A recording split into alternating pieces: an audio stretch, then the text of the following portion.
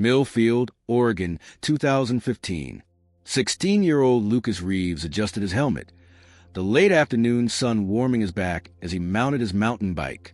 The blue Specialized Rockhopper had been his birthday present just 2 months earlier, and he'd spent nearly every day since exploring the network of trails that wound through the forest surrounding their small town. "Be back before dark," his mother, Karen, called from the front porch, a note of habitual worry in her voice. "And stay on the marked trails this time." Lucas waved in acknowledgement, though they both knew he rarely followed that particular rule. His reputation as an adventurous, sometimes reckless rider was well-earned, much to his parents' dismay. "I've got my phone," he shouted back. "I'll text when I'm heading home." It was the last conversation Karen Reeves would have with her son. By 8:30 p.m., with the summer sun finally dipping below the horizon and no word from Lucas, Karen called her husband, Daniel, who was working late at his dental practice. By 9:15, they had contacted Lucas's friends, none of whom had seen or heard from him since school let out for summer break the week before. By 10 o'clock, Daniel was driving the mountain bike trails in his SUV, high beams cutting through the darkness, calling his son's name. By midnight, the local sheriff department had organized a search party. They found Lucas's bike the next morning, abandoned beside Sawmill Creek, about 7 miles from town on a trail popular with local riders. There was no sign of struggle, no blood, no indication of a crash. Just a bike, carefully placed on its kickstand, as if its rider had stopped for a brief rest and would return any moment. But Lucas's helmet was missing. So was his backpack, his phone, and most concerning of all, Lucas himself. The search expanded rapidly. Helicopters scanned the dense forest with thermal imaging. Dive teams searched Sawmill Creek and the nearby reservoir. Tracking dogs followed scents that led in circles or ended abruptly at the highway that cut through the western edge of the forest. Volunteers combed every inch of the trail system. As days turned to weeks, the most likely scenarios all seemed increasingly implausible. If Lucas had been injured in a remote area, why was his bike left on a well-traveled trail? If he'd been abducted, why take the victim but leave an expensive mountain bike? If he'd run away, why not take his savings, which remained untouched in his dresser drawer? The case garnered national attention for a time. Handsome, athletic teenager vanishes without a trace. Grieving parents plead for information. Small town rocked by mystery. But eventually, as always happens, the media spotlight shifted elsewhere, though the posters with Lucas's smiling face remain on telephone poles and store windows throughout Millfield. For the Reeves family, life entered a painful limbo. Karen quit her job as a high school counselor, unable to bear the daily reminder of the students who continued to grow and thrive, while her son remained frozen in time. Daniel threw himself into work, extended his practice hours to minimize the time spent in their too-quiet house. Lucas's younger sister, Megan, just 12 when her brother disappeared, grew up in the shadow of his absence, defined as much by who was missing as by who remained. As the first anniversary approached, Sheriff Tom Brannigan, who had led the initial investigation, called the Reeves with the news they had been dreading. The case was being officially classified as cold. They would follow up on any new leads, but the active investigation was being suspended. "It's like he just vanished into thin air," Brannigan told them, the frustration evident in his voice. "In 30 years of law enforcement, I've never seen anything like it." What none of them knew was that the most crucial piece of evidence, the one item that might unravel the entire mystery, was still out there, waiting to be found. If you're drawn to stories like this, real mysteries that still haunt families in small towns, hit the like button and subscribe to Gone Cold. Every week, we bring you cases that deserve to be remembered, and your support helps keep these stories alive. Millfield, Oregon, 2023. Sheriff Tom Brannigan had hoped to solve the Lucas Reeves case before his retirement. Now, with just 3 months left before he turned his badge, that hope had faded to a dull ache of professional regret. The file sat in his desk drawer, a constant reminder of the one that got away. On a rainy Tuesday in April, a call came in that would change everything. "Sheriff's office," he answered, expecting another complaint about teenagers speeding on County Road 27 or noise from a new brewery downtown. "Sheriff, this is Mike Donovan. I think I think I found something that might be related to the Reeves boy. Brannigan sat up straighter.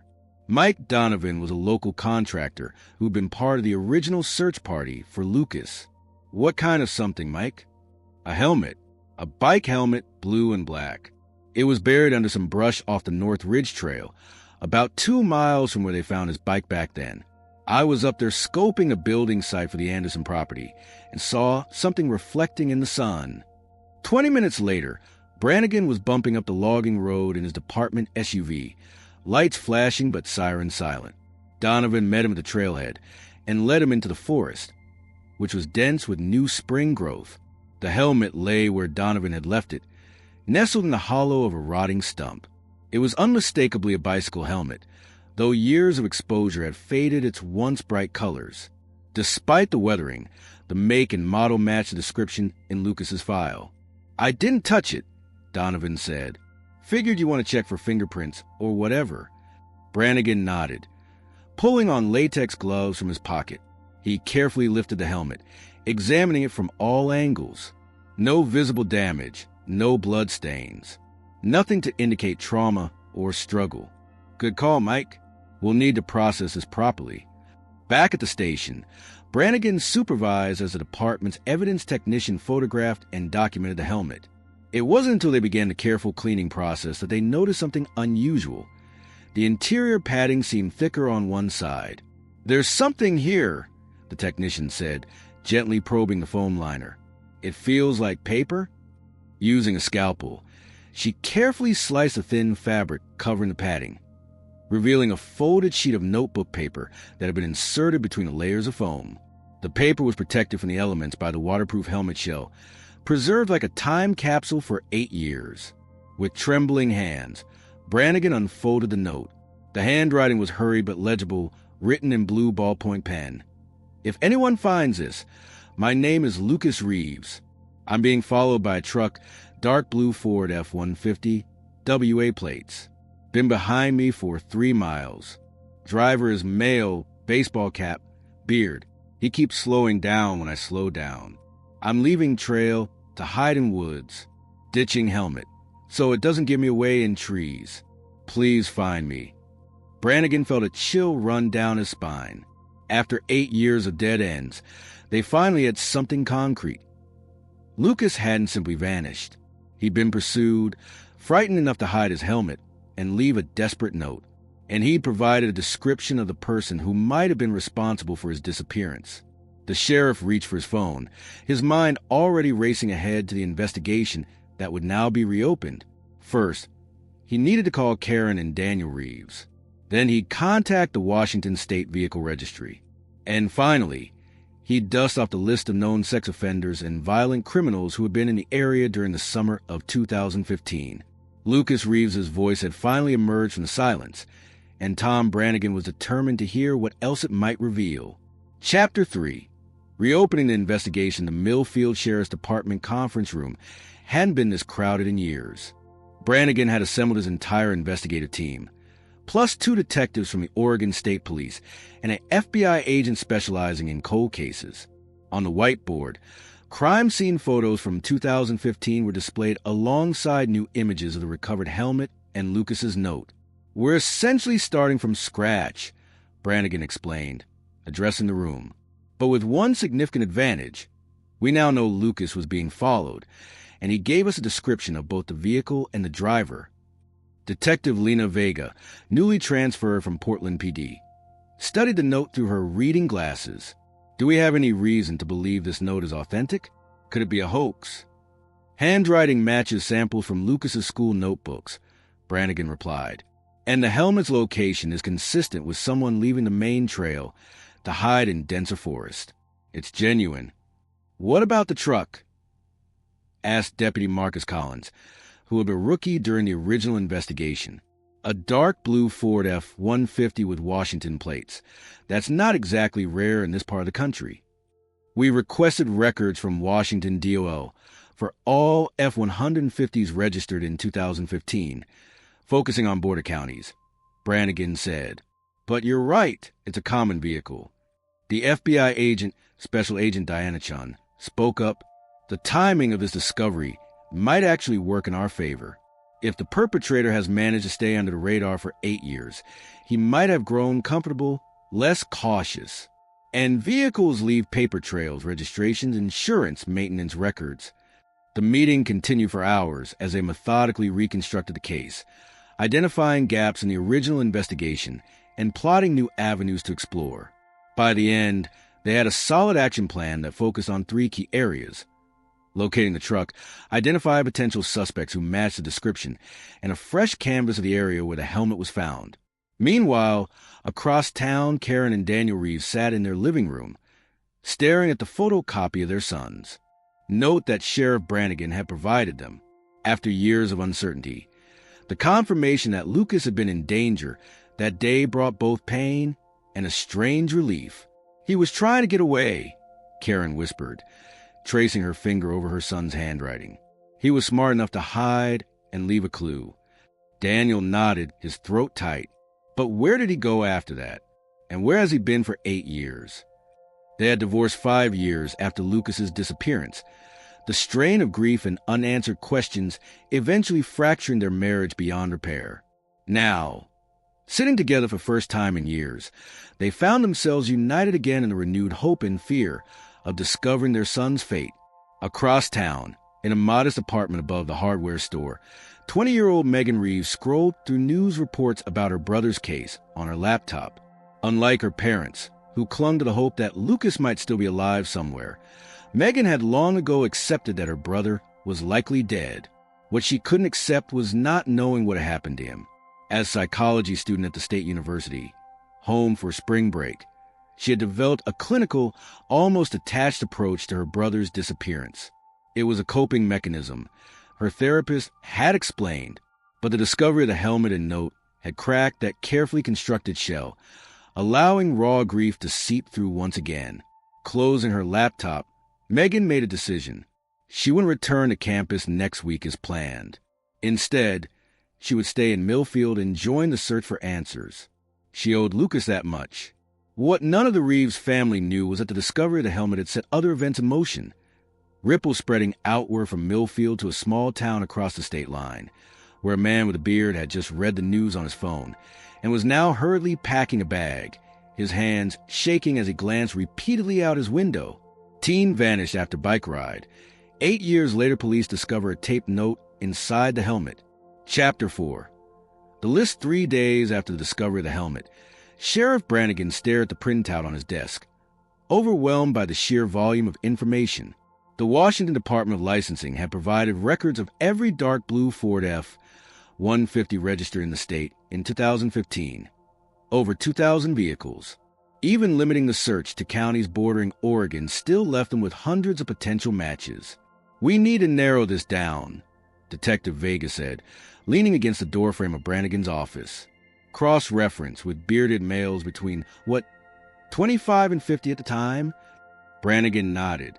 "I've got Collins pulling criminal records for anyone with a history of violence, stalking, or offenses against minors.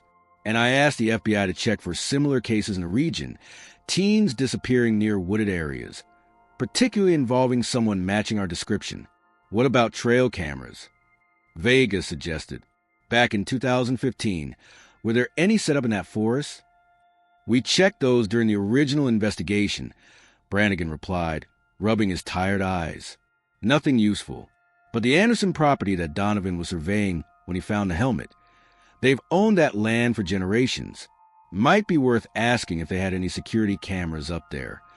As they strategized, Megan Reeves was conducting her own investigation.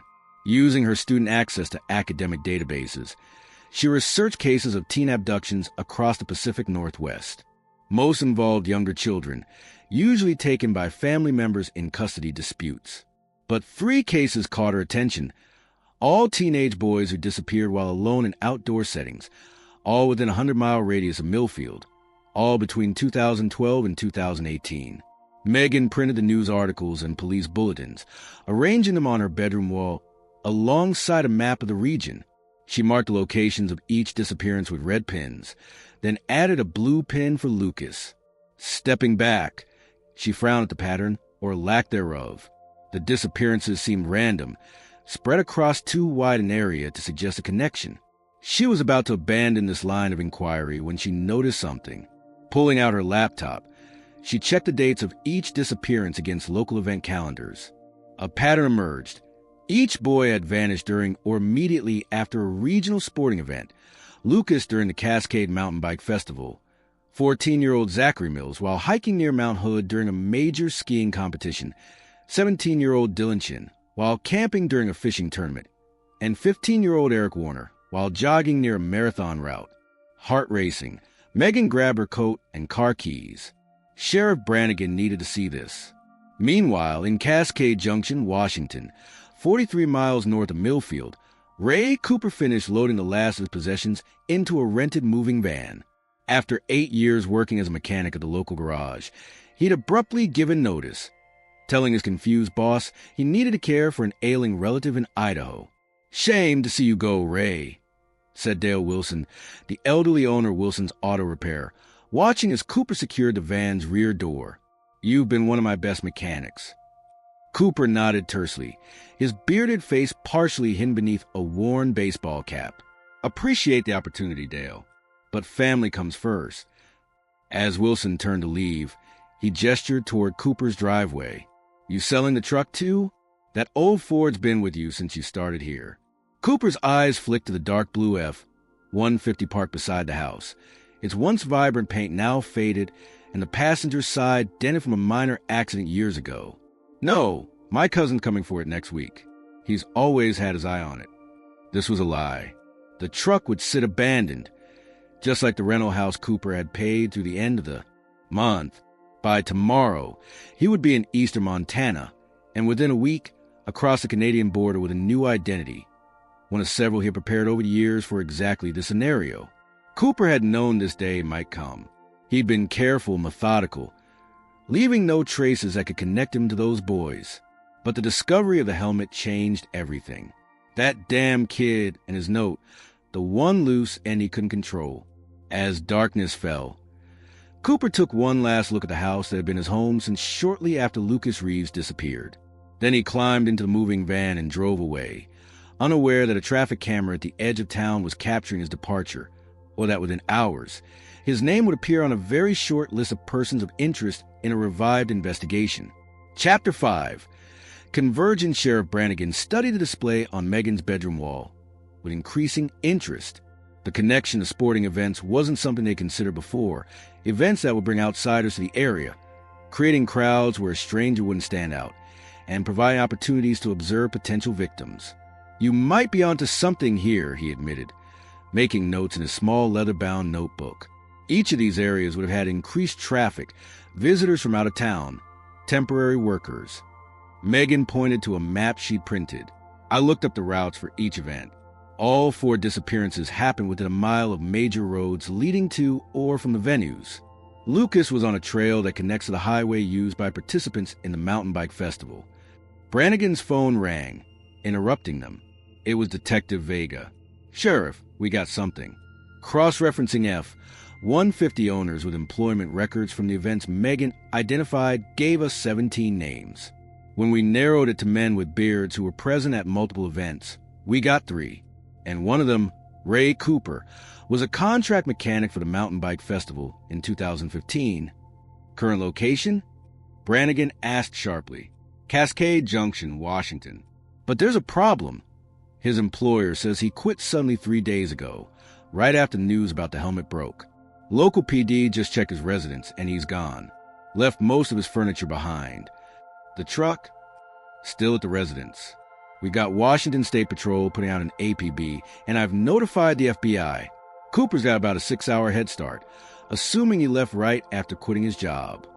Brannigan thanked her and ended the call, turning to Megan with a grim expression. "We may have our suspect, and he's running." Within hours, a multi-state manhunt was underway. Cooper's driver's license photo, showing a bearded man in his mid-30s with cold blue eyes, was distributed to law enforcement agencies across the Northwest. Border crossings were notified. The media, carefully managed to avoid compromising the investigation, reported only that police were seeking a person of interest in the Lucas Reeves case. For the Reeves family, The development brought a whirlwind of emotions. Karen clung to the hope that Lucas might still be alive, perhaps held captive somewhere. Daniel, more pragmatic, prepared himself for the likelihood that they would finally be able to bring their son's remains home for proper burial. And Megan, whose research had helped break the case, felt a complex mixture of vindication and dread. That night, as the search for Cooper intensified, Detective Vega led a forensic team to his abandoned home in Cascade Junction. The house revealed little. Cooper had lived simply, without many personal effects. But in the detached garage, beneath a workbench, they discovered a hidden compartment containing a locked metal box.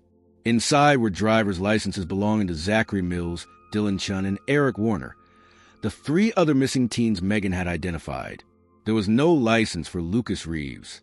Instead, there was something far more disturbing.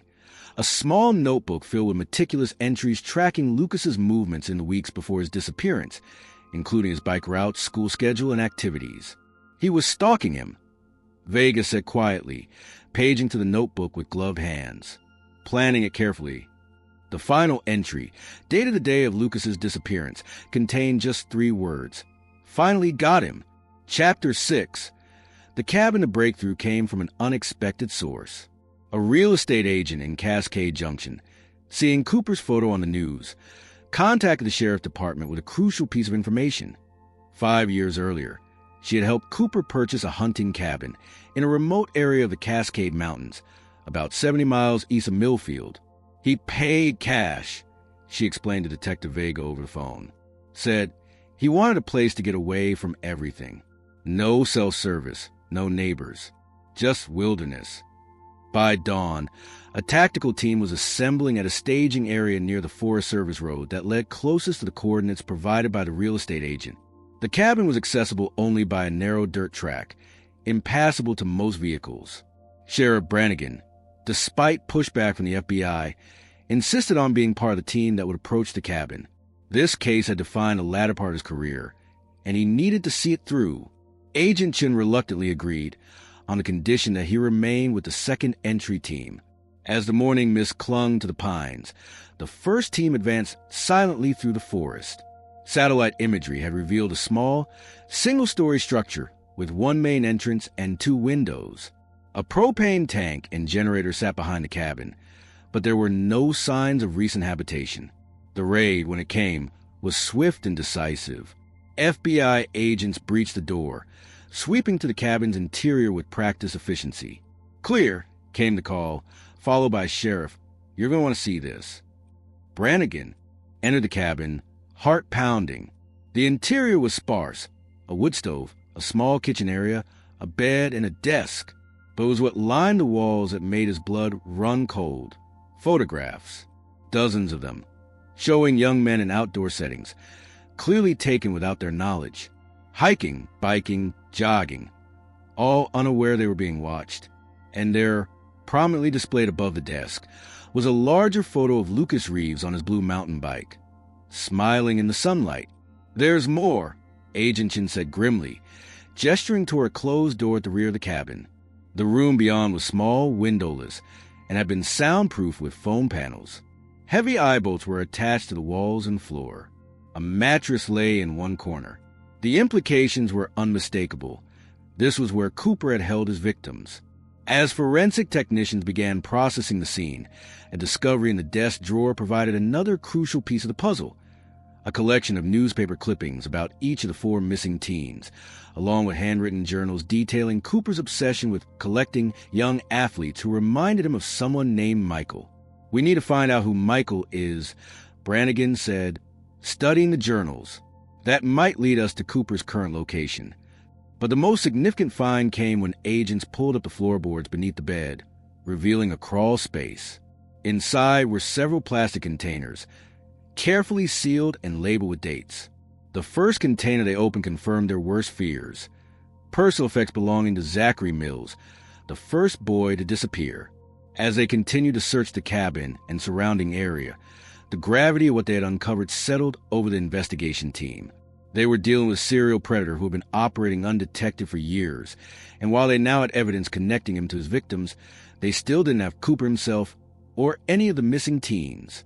The question that haunted everyone, especially as they contemplated the containers still to be opened, was whether they would find similar evidence of Lucas Reeves's fate, or if his case somehow differed from the others. And looming over everything was the increasingly urgent need to locate Ray Cooper before he could disappear completely, or worse, claim another victim. Teen vanished after bike ride. 8 years later, police discover a taped note inside the helmet. Chapter 7. Michael, the identity of Michael emerged when Agent Chin delved into Ray Cooper's background. Cooper wasn't his original name. He'd been born Raymond Michelson, the youngest of 3 brothers. The eldest, Michael Michelson, had been a star athlete at their high school in northern Idaho, setting records in swimming and track that stood for years. Michael died in a car accident when Ray was 14, Chin explained during the investigation briefing. According to police reports at the time, Ray was devastated. They shared a bedroom, and Michael had been his hero, his protector from an alcoholic father. Megan, who had been allowed to join the briefing due to her contributions to the case, spoke up. So these boys he took, they weren't random. They all reminded him of his brother. Exactly, Chin confirmed. Athletic, outdoorsy teens. And Cooper's journals reveal a disturbing delusion. He believed he was saving these boys from eventual tragedy, preserving them at their peak, just as he wished someone had saved Michael. Forensic analysis of the cabin had yielded evidence linking Cooper to the 3 known victims. But curiously, nothing definitive for Lucas Reeves. No container with his name, no clothing or personal effects. This anomaly fueled speculation that Lucas's case might have ended differently. The manhunt for Cooper intensified when Border Patrol reported a failed crossing attempt at a remote Montana checkpoint.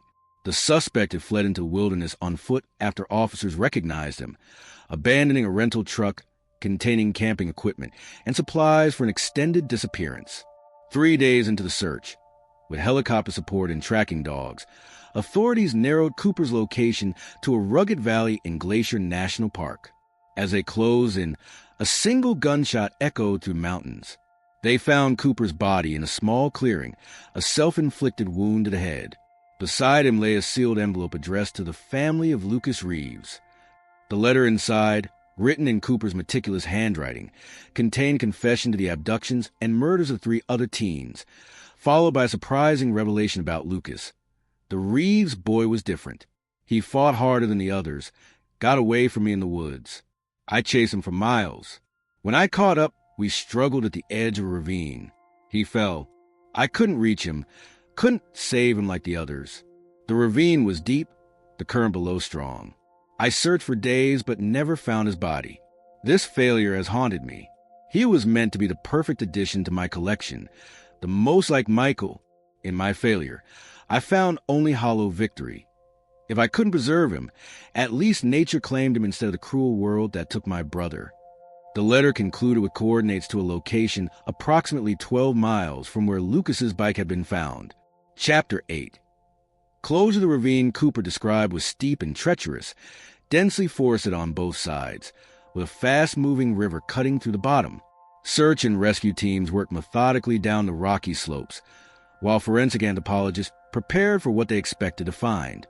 Megan stood at the edge, looking down into the mist rising from the water below. Sheriff Brannigan had tried to discourage her from coming, but she'd insisted. I need to see it, she told him. For 8 years, I've imagined 1,000 different scenarios. I need to know the truth, no matter how painful. Karen and Daniel Reeves had chosen to wait at the command post, clinging to each other for support in a way they hadn't done since before their divorce. The discovery of Cooper's letter had brought them full circle, reunited in grief rather than hope. By mid-afternoon, the search team's radio crackled with news. They had found human remains in a natural catch basin about half a mile downstream from the ravine, bones scattered among rocks and fallen trees, preserved by the cold mountain water and protected from scavengers. Dental records would later confirm what the Reeves family already knew in their hearts.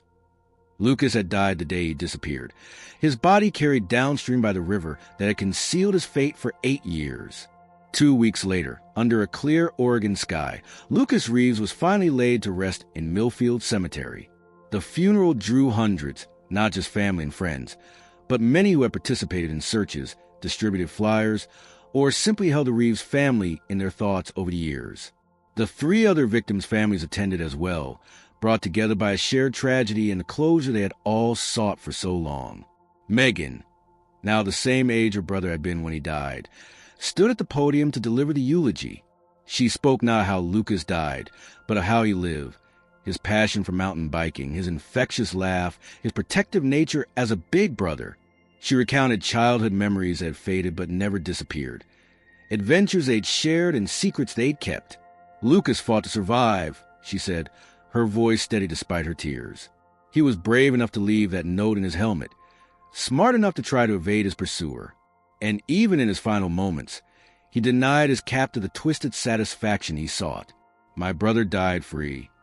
As summer turned to fall, Sheriff Brannigan submitted his retirement paperwork, having kept his promise to solve the case that haunted him for nearly a decade.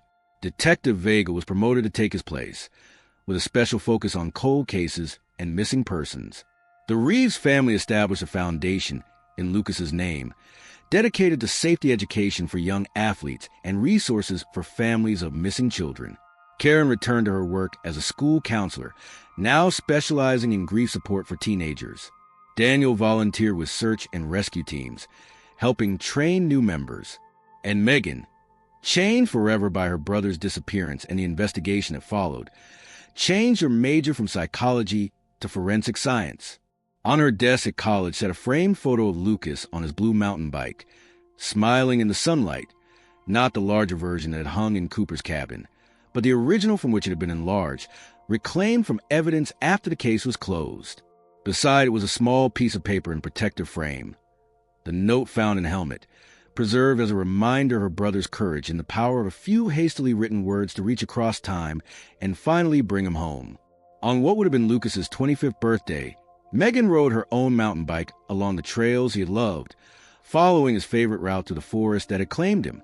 At the point nearest where they had found his remains, she stopped and attached a small blue ribbon to a tree branch, a private marker for a journey completed, a mystery solved, a brother remembered. As she continued riding, she felt his presence beside her, no longer a ghost haunting the questions of what happened, but memories she could finally carry in peace. Lucas Reeves vanished in broad daylight on trails he knew better than anyone. To this day, his case remains unsolved, and the most important clue might still be out there. If this story moved you, click like. It helps more people discover these cases and stay aware. And tell us in the comments, what do you think happened to Lucas? Could the missing clue still be hidden in the woods? We read every theory, and your comment could keep this conversation going. At Gone Cold, we share new unsolved stories every week. See you in the next video.